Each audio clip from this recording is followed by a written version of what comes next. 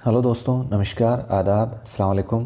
मंजिल academy YouTube channel पे एक बार फिर से आप सभी का खैर मकदम है, स्वागत है, वेलकम है। मंजिल एकेडमी यूट्यूब चैनल आपकी जो मंजिल है, चाहे रीट एग्ज़ाम हो, चाहे सीटेट एग्ज़ाम हो, चाहे किसी भी स्टेट का टेट एग्ज़ाम हो, उसकी मंजिल तक पहुँचाने के लिए हम लगातार प्रयासरत हैं और बिल्कुल बेसिक से, बिल्कुल शून्य से आपको आपका पूरा पाठ्यक्रम करवाया जा रहा है। अगर आप चैनल पर नए हैं और वीडियो को पहली बार देख रहे हैं तो बराए मेहरबानी चैनल को सब्सक्राइब ज़रूर करें और आप जिस कंटेंट की तैयारी कर रहे हैं उस कंटेंट को अपने पास में रखें और प्लेलिस्ट बनी हुई है उस पर जाकर आप आराम से स्टडी कर सकते हैं। और आपकी जानकारी के लिए बता दूं, अभी जो हमारी सीरीज़ चल रही है, जो क्लासेस चल रही है, वो कक्षा 8 की माध्यमिक शिक्षा बोर्ड की जो बुक है उर्दू की जान पहचान, उसके जो सबक हैं, उसके जो पाठ हैं, उनकी स्टडी हम कर रहे हैं। और ये हम मतलब अंतिम पड़ाव है हमारा, लगभग 2-3 लेक्चर और बचे हैं। लगभग 17-18 पाठ हमने करवा दिए हैं। उर्दू की एक कक्षा 8 के नाम से प्लेलिस्ट बनी हुई है, अगर आप देखना चाहें तो ये सब जो पाठ हैं ये सब हम पढ़ चुके हैं। लोकगीत, सबर का फल, गारू, जुगनू, सुबह कभी तो आएगी, ये सब दोस्तों पढ़ चुके हैं। और औरतों का दर्जा ये भी पढ़ चुके हैं। पहले जंग आज़ादी का सिपह सलार ये भी पढ़ चुके हैं। चूचू बेगम ये भी पढ़ चुके हैं। आज जो हमारा अध्ययन है दोस्तों, वो एक तिलकचंद महरूम की जो नज़्म है अब्र बहार, बहुत इंपॉर्टेंट है दोस्तों। रीट के पर्पज़ से मैं आपकी जानकारी के लिए बता दूं, इस पाठ में मुझे लग रहा है कि रीट के पर्पज़ से जो नज़म वाला जो पैराग्राफ बन सकता है, तो एक तो जहां तक मेरा ख़्याल है जो औरतों का दर्जा, अल्ताफ़ हुसैन हाली साहब की जो नज़म है, क्योंकि मुझे ज़्यादातर डिफ़िकल्ट एक तो ये लग रही है, और उसके बाद में अगर आपकी कोई नज़म है तो ये अब्र बहार वाली नज़म है, क्योंकि इसके जो शब्दावली, इसके जो लफ्ज़ हैं वो थोड़े बहुत ज़्यादा डिफ़िकल्ट है आपके लिए। लेकिन हम याद करने की कोशिश करेंगे और बिल्कुल बेसिक से इसको समझने की कोशिश करेंगे। हिंदी के और उर्दू के दोनों के अर्थों के अंदर, मानों के मतलब रूप में हम इसको समझने का प्रयास करेंगे। तो आज का हमारा जो लेक्चर है वो अब्र बहार, जो कि एक नज़म है तिलोकचंद महरूम की। तो बिना देर के शुरू करते हैं आज का लेक्चर। दोस्तों, आपने सुना होगा कई बार कि अब्र बहार का मौसम आया है। अब्र बहार दोस्तों, अब्र का माना वैसे होता है बादल। अब्र का माना क्या होता है? बादल। और बहार से मुराद यहाँ पर एक तरह से आप यूँ मान लो कि फूल खिलने वाला जो मौसम है, फूल खिलने वाला जो मौसम है वो बहार के माने में आया है। यानी कि अब्र बहार, जब अब्र बहार का जब मौसम आता है, यानी कि जब बादल जब पानी लेकर आते हैं, बरसने का जो मौसम लेकर आते हैं, उस टाइम कैसी कंडीशन होती है, कैसी स्थिति होती है, जंगलों के अंदर कैसी स्थिति होती है जब बादल बरसते हैं, बरसबारिश होती है, और किस तरीके से बाग खिलते हैं, किस तरीके से जो खेत हैं वो खिलते हैं, जंगलों में क्या होता है, और जो अब्र बहार है उसकी क्या क्या देन है इस प्रकृति को, वो सब चीज़ें अपने इस लेक्चर के अंदर पढ़ेंगे। अब्र बहार, ठीक है? तो समझते हैं।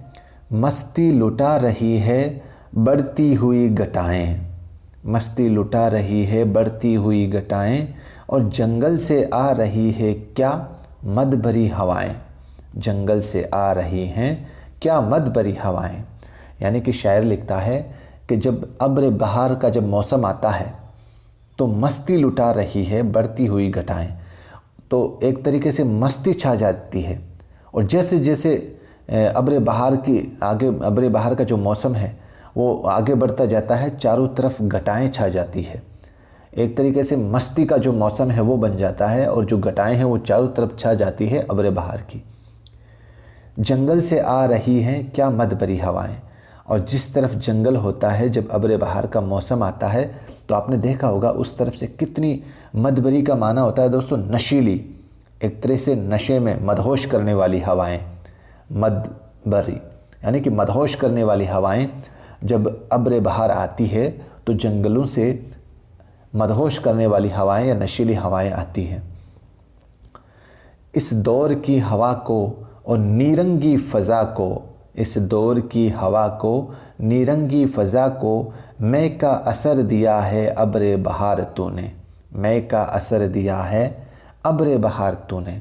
अब ये जिस तरीके से अब्र बहार आती है, अब्र बहार का जब मौसम आता है, तो इस दौर की हवा को, नीरंगी फ़िज़ा को, नीरंगी फ़िज़ा को मतलब होता है दोस्तों नीरंग। नीरंग का माना होता है रंगारंग, कई तरह के रंग।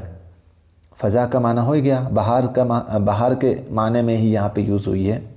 तो इस दौर की हवा को, यानी कि जो मदबरी हवाएं आती है जंगल से, उन हवा को, उन मदबरी, आपके नशीली हवाओं को, वो नीरंगी फ़िज़ा को, और जो एक तरह से रंग बिरंगी हवाओं को मैं का असर दिया है तूने।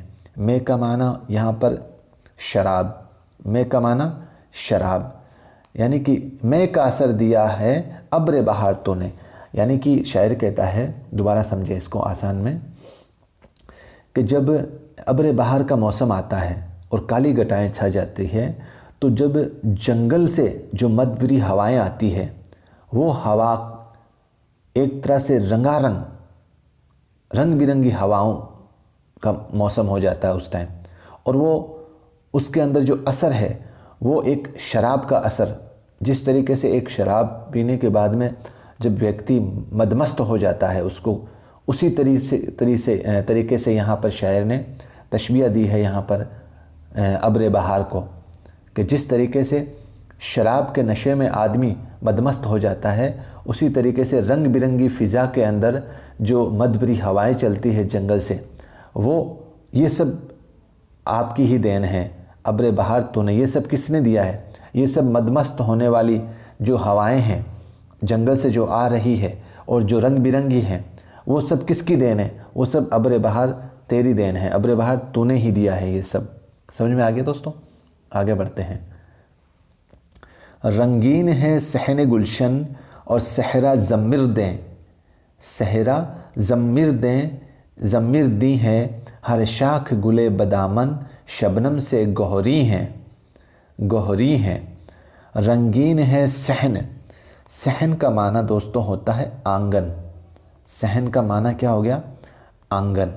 और गुलशन का माना होता है बाग या चमन, ठीक है। और सहरा, सहरा का माना होता है दोस्तों जंगल। सहरा का माना क्या होता है? जंगल।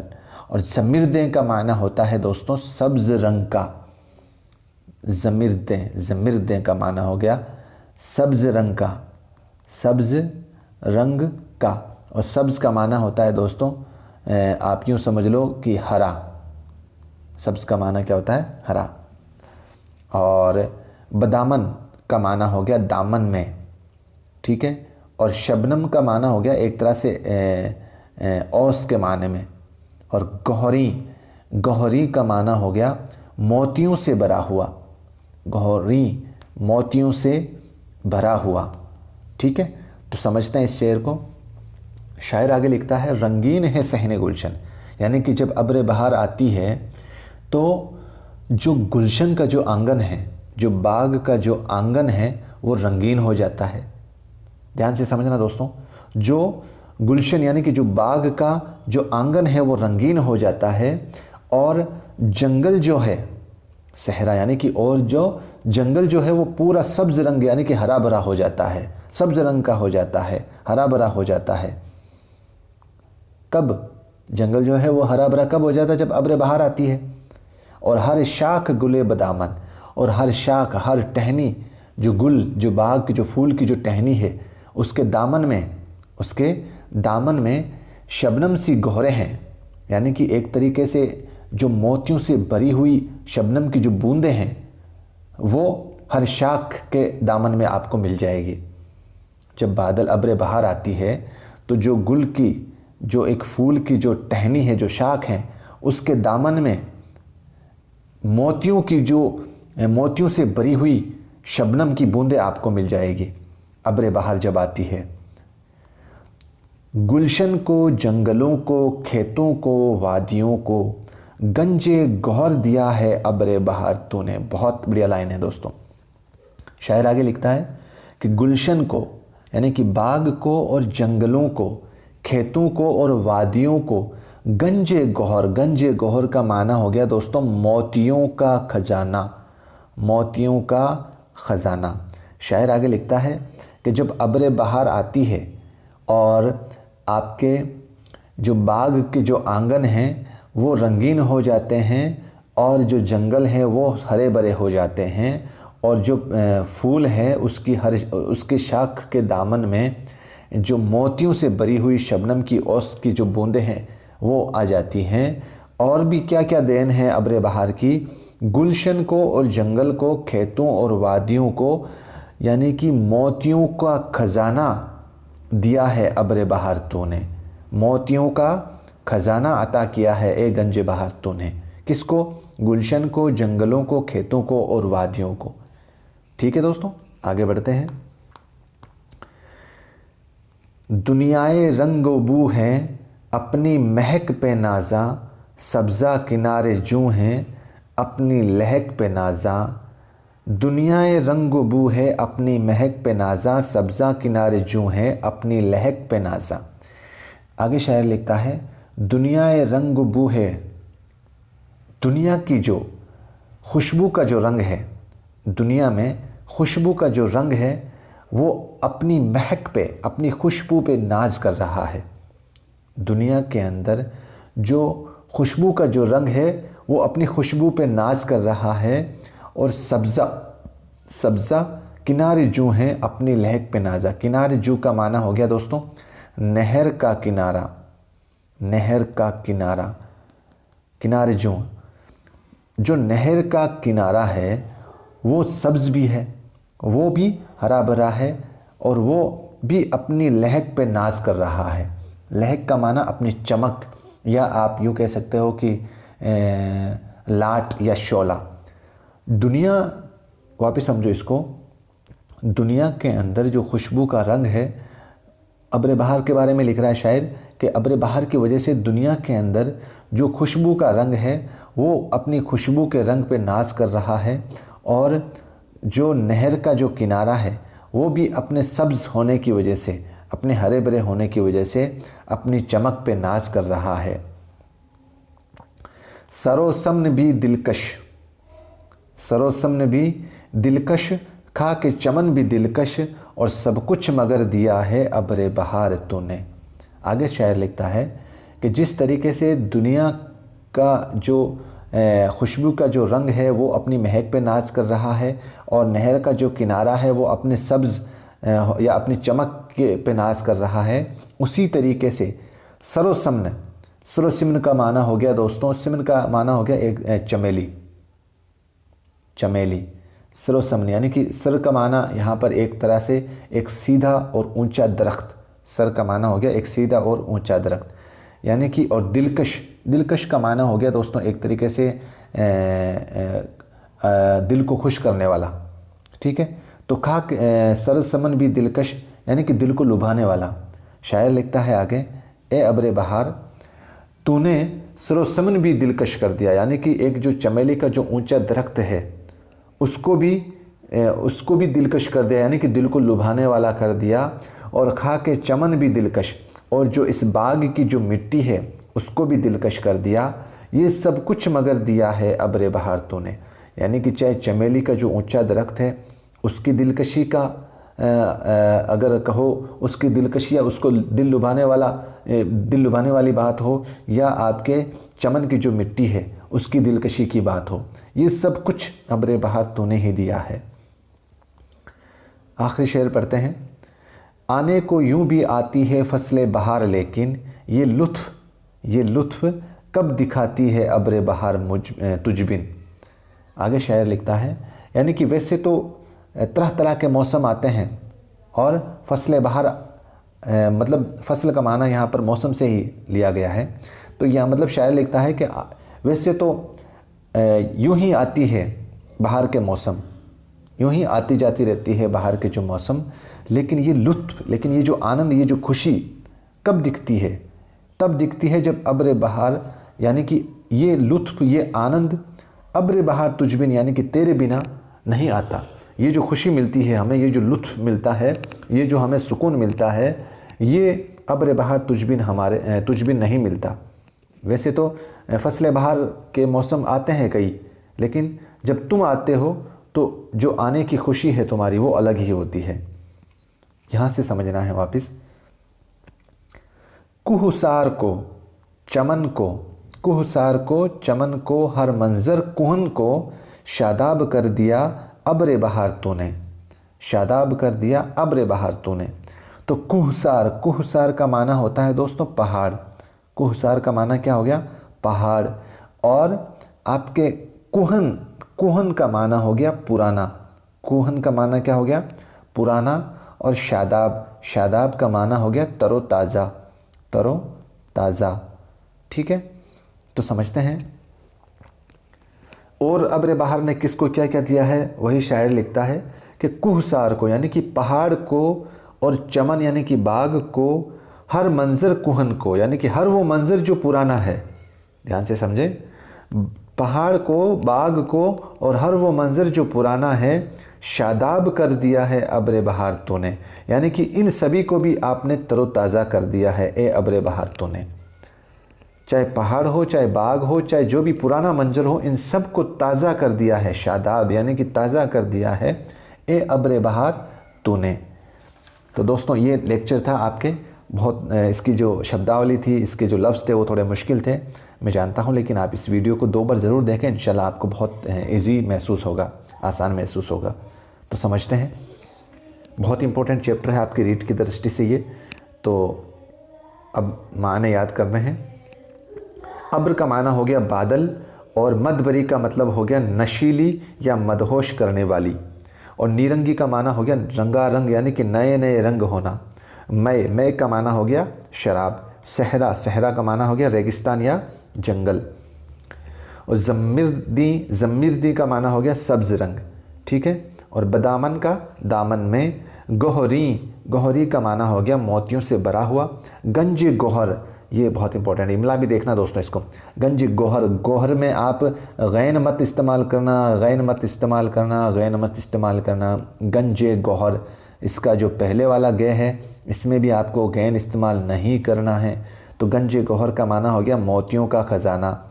और दुनियाए रंग-ओ-बू का माना हो गया रंगों और खुशबू की दुनिया, रंग और खुशबू की दुनिया। किनारी जू, नहर का किनारा। और नाज़ा, नाज करने वाला या फ़ख्र करने वाला। सुरू, एक सीधा और ऊंचा दरख्त। और सिमन यानी कि चमेली, सिमन यानी चमेली। कहसार, कहसार का माना हो गया पहाड़, और कुहन का माना हो गया पुराना। ठीक है, आगे बढ़ते हैं। शादाब का माना हो गया तरोताज़ा, हरा भरा। फसल का माना हो गया मौसम। नीचे लिखे हुए अल्फाज को बुलंद आवाज़ से पढ़िए। कुहन, बदामन, जुम्मिर्दी, जमुर्दी और फ़ज़ा, गंज गोहर और सरोसमन। सरोसमन, इन सब का एक बार मैं माना बता देता हूँ, आप इसको समझ लेना। कुहन का माना हो गया पुराना, बदामन का दामन में, और जमुर्दी का माना हो गया दोस्तों आपके सब्ज़ रंग का यानी कि हरे रंग का। फ़ज़ा का माना बहार, गंज गोहर का मतलब मोतियों का ख़जाना, और सरोसमन यानी कि सीधा और ऊंचा एक चमेली का दरख्त। अब्र बहार के आने से हमारा माहौल में क्या तब्दीली हो जाती है भाई?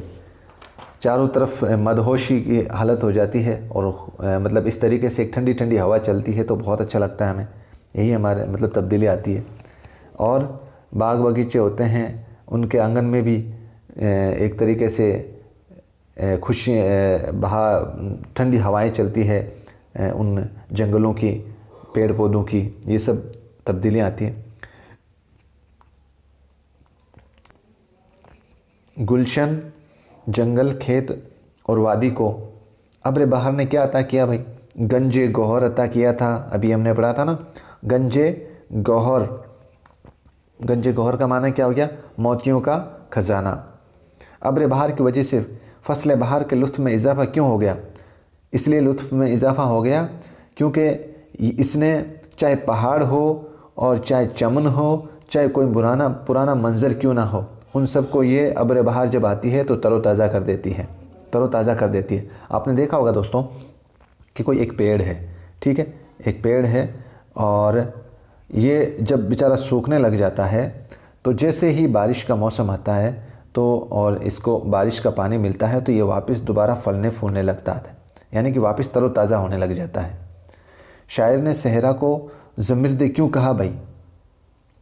इसलिए कहा था कि जो सहरा है, जो जंगल है, इनको और चाहे आपके गुलशन का जो आंगन है, चाहे उसको, चाहे खेत हो, चाहे पूरा वादियाँ हो, चाहे जंगल हो, इन सब को गंज गौहर अता किया है अब्र बहार ने, यानी कि मोतियों का ख़जाना मिल जाता है। क्योंकि सहरा यानी कि आप यूँ मानो कि सहरा का माना जंगल भी है और वैसे रेगिस्तान भी है, रेगिस्तान भी है। और रेगिस्तान में वैसे भी दोस्तों आपको पता है सिवाय बरसात के अलावा पानी बहुत कम है वहाँ पर। और जब बारिश का मौसम आता है, जब अब्र बहार यानी कि जो बरसने वाले जो बादल आते हैं, अब्र बहार मतलब जो बरसने वाले बादल से मुराद यहाँ पर जब बारिश होती है तो बेचारे इस जंगलों को सब्ज़ रंग का होने के लिए अब्र बहार ही ऐसी चीज़ है जो इनको हरी भरी करती है। इस रेगिस्तान को थोड़े बहुत पानी की जो उम्मीद है वो अब्र बहार से ही मिलता है, इसलिए शायर ने इसको ज़मीरदे कहा है। अब आप नज़म से तलाश करके हर लफ्ज़ के सामने इसका हमकाफिया लफ्ज़ लिखें भाई। आपके वैसे इसमें दिया हुआ है चैप्टर में, घटाएँ, इसके आगे हवाएं दिया हुआ है, लुटा रही है, आ रही है, ज़मीरदें का हो गया गौहरें, गौहरी, और महक का लहक, अदा का जुदा हो सकता है, कुछ भी लिख सकते हो आप, ज़रूरी नहीं इसमें आया हुआ है वही लिख सकते हो, फ़िज़ा का हवा। ठीक है, नीचे दिए गए लफ्ज़ों को जुमलों में इस्तेमाल कीजिए। शादाब, लुत्फ़, महक, गुलशन, रंग। माना बता देता हूँ, आप समझ लेना। शादाब का तरोताज़ा, और लुत्फ़ का मतलब इनायत करने वाला, मेहरबानी या जिससे अपन को आनंद महसूस हो। और महक, महक माने खुशबू, गुलशन के माने बाग, रंग का मतलब वही कलर। ठीक है दोस्तों, तो ये था आज के आप नज़म, और बहुत खूबसूरत नज़म थी दोस्तों। थोड़ी सी के मुश्किल ज़रूर थी। तिलोकचंद महरूम साहब की ये नज़म है। और कैसी लगी आप इसका जो लेक्चर है, पूरे लेक्चर पे अपना कमेंट ज़रूर किया करें दोस्तों, कैसा लगा कैसा नहीं लगा, और क्या इम्प्रूवमेंट चाहते हैं आप, अपने एडवाइस ज़रूर दें, सजेशन दें कमेंट बॉक्स में। और रीड के अकॉर्डिंग दोस्तों नज़म के तौर पर कक्षा 8 के 2 पार्ट हैं, एक तो औरतों का दर्जा और एक ही अब्र बहार। इन दोनों को आप बड़े ध्यान से समझना, 2-3 बार वीडियो को देख लेना, आसानी से इसका कोई कंटेंट, कोई लफ्ज़ आपसे इमला की दृष्टि से, माने की दृष्टि से आपके गलत नहीं होगा। ठीक है दोस्तों, और दीजिए मुझे इजाज़त, क्योंकि अब मात्र 2 पार्ट और हैं। इस पार्ट के बाद में अपने इस किताब में अपनी ये सीरीज 8वीं क्लास की पूरी हो जाएगी, और फिर देखते हैं समय मिलता है तो। ठीक है, दीजिए मुझे इजाज़त, मिलते हैं एक नए वीडियो के साथ। खुदा हाफिज़, जय हिंद, जय भारत।